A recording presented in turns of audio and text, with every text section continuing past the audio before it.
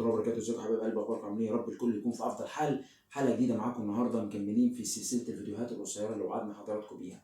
هنتكلم النهارده في حلقة مختصرة كده عن ابتسامة هوليود. نقطتين بسرعة ومش هنطول على حضراتكم.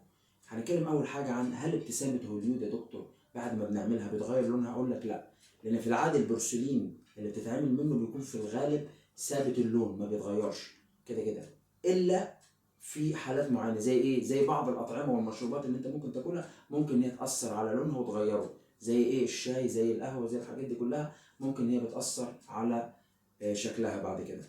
طيب حاجه تاني، امتى ينفع ان انا اركب ابتسامه هوليود يا دكتور؟ او امتى ينفع ان انا ايه لو انا عايز اركبها كامله فوق وتحت؟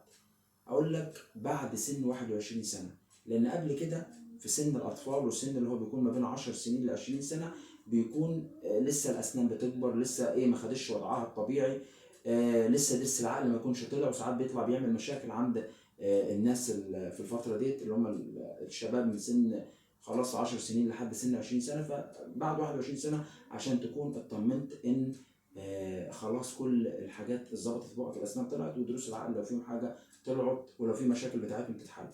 بس ده كان حاجه مبسطه النهارده عن رساله الهوليود، وان شاء الله هنبقى نعمل عنها حلقات تانية في الفترات الجايه باذن الله. لو عايزين نتكلم عن اي حاجه تقولوا في الكومنتات تحت. اشوفكم الحلقه الجايه، والسلام عليكم ورحمه الله وبركاته.